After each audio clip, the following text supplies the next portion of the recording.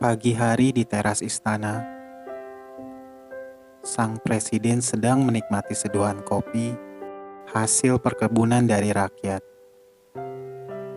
Sebuah rutinitas yang selalu ia lakukan sebelum menjalani banyak kegiatan dan pekerjaan untuk rakyat. Semalam aku bermimpi, ucap presiden kepada ajudan pribadi yang paling dipercaya. Mimpi apa, Pak, kalau saya boleh tahu? Balas sang ajudan. Seperti sosok malaikat datang menghampiri dan menyuruhku untuk pergi ke sebuah desa. Lalu, Pak, tanya ajudan penasaran. Kamu panggil sopir ibu. Sekarang juga kita pergi ke desa itu. Lalu beranjak dari kursinya menuju masuk ke dalam istana. Tapi Pak, hari ini ada beberapa undangan yang sudah Bapak setujui untuk bisa hadir. Sanggah sang ajudan. Kamu hubungi Pak Seknek dan katakan semua kegiatan saya hari ini diwakilkan oleh Pak Wakil dan menteri-menteri yang terkait. Harus bisa, dengan wajah tegas. Baik Pak, laksanakan. Pasukan pengamanan presiden sudah siap siaga mengantarkan sang presiden. Hari ini saya cukup diantar oleh Pak Mul dan ditemani satu ajudan pribadi saya. Yang lain istirahat saja, tegas sang presiden sambil berjalan menuju mobil pribadi biasa miliknya. Tapi Pak, ini bagian dari protokol kepresidenan untuk menjaga keamanan Bapak. Sang ajudan mengingatkan lagi. Rakyat akan melindungiku. Cepat panggil Pak Mul. Sang presiden tidak menghiraukan. Baik Pak. Sang ajudan membalikkan badannya dan memberi perintah kepada Pas Pampres. Cepat, kalian pakai baju sipil dan gunakan mobil sipil agar tidak mencolok. Tetap ikuti kami dari kejauhan. Sambil menikmati kemacetan, sang presiden memperhatikan dengan seksama keadaan yang terjadi dengan rakyatnya selama perjalanan. Dalam benaknya, ada harapan dan keinginan untuk lebih memperhatikan kesejahteraan dan kemakmuran rakyatnya. Tibalah di sebuah desa yang sama persis dengan gambaran yang ada di dalam mimpinya. Dan tak lama, setelah sekitar 300 meter, ia berjalan di jalan setapak memasuki perkampungan, menemukan rumah yang sangat tua, sama persis seperti yang diperintahkan oleh sang malaikat di dalam mimpinya. Benarkah pemilik rumah ini bernama Ibu Pertiwi? Tanya sang presiden kepada warga sekitar yang terpesona melihat kehadirannya. Betul Pak Presiden, tapi ada keperluan apa Bapak mencari beliau? Tanya warga gugup. Sang presiden pun membalas dengan senyuman dan menjawab singkat, terima kasih Pak atas informasinya. Sang presiden berusaha mengetuk pintu rumah yang sangat rapuh itu.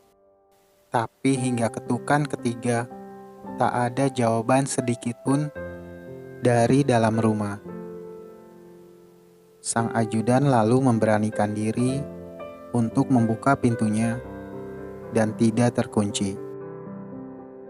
Begitu pintu terbuka, tercium bau yang sangat pekat. Terlihat sosok ibu lusuh, terbaring lemas, hanya beralaskan tikar. Sang presiden cepat menghampirinya.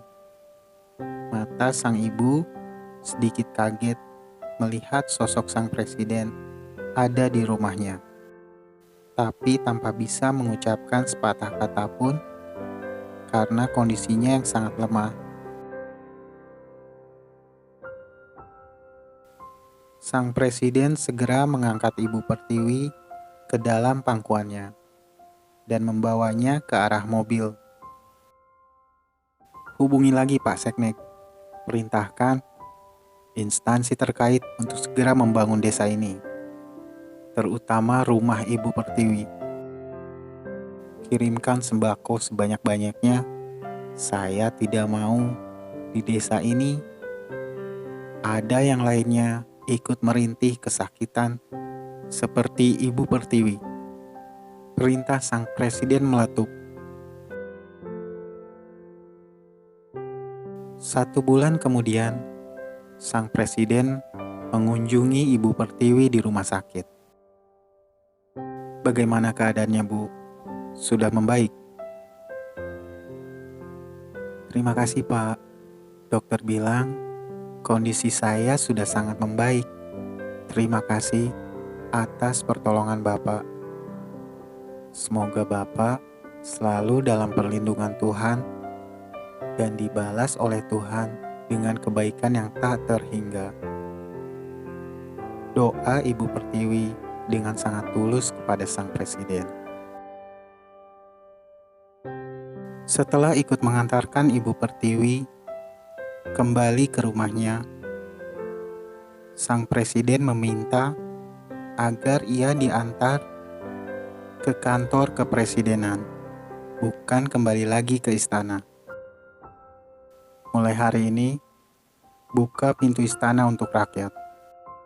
Perintahkan para juru masak untuk menyajikan makanan yang bergizi dari pagi hingga malam.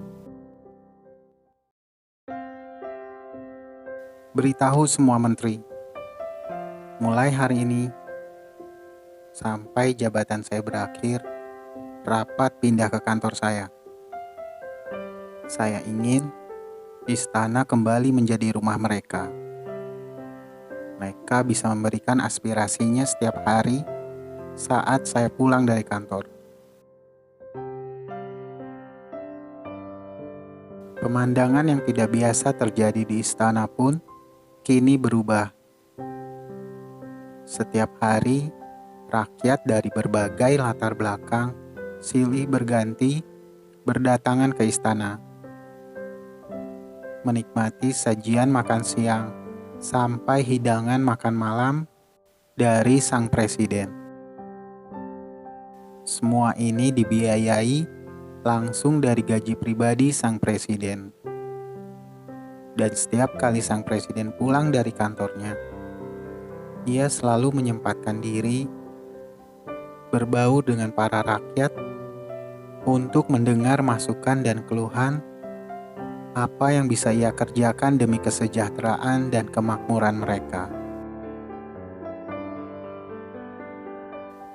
Pak, harga jual gula turun. Mohon agar pintu import gula dibatasi, Pak, ungkap sang petani. Baik, saya akan perintahkan Pak Menteri untuk menyetop impor dan lebih sering turun ke lapangan bersama kalian agar bisa menghasilkan produksi gula yang lebih besar lagi. Pak, biaya berobat semakin mahal, ujar sang buruh. Baik, besok saya perintahkan Pak Menteri agar menyediakan dana program berobat gratis. Pak, biaya sekolah mohon agar diturunkan, tutur sang guru. Baik, akan saya beritahu Pak Menteri untuk membuat program sekolah gratis. 3 bulan kemudian,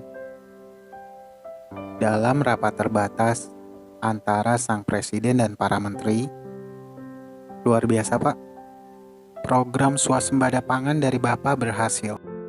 Kita bisa mengekspor ke beberapa negara hasil panen raya para petani. Laporan dari Menteri Pertanian. Saya kagum dengan program Bapak untuk pembangunan rumah rakyat. Hampir 100% rakyat di bawah garis kemiskinan sudah bisa memiliki rumah.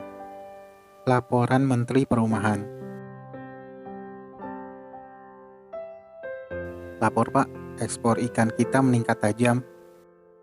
Lapor Pak, tim sepak bola kita juara di Piala Dunia. Lapor Pak, film karya anak bangsa bisa meraih penghargaan Oscar. Dalam hati yang dipenuhi rasa bangga dan bahagia, sang presiden tiba di istana, disambut oleh senyuman hangat dari ibu negara. "Bagaimana pekerjaanmu hari ini, Pak?" tanya ibu negara. "Syukur alhamdulillah, semua menteri memberikan laporan yang positif tentang kinerja mereka. Saya tidak menyangka bisa secepat ini program untuk kesejahteraan dan kemakmuran rakyat bisa tercapai."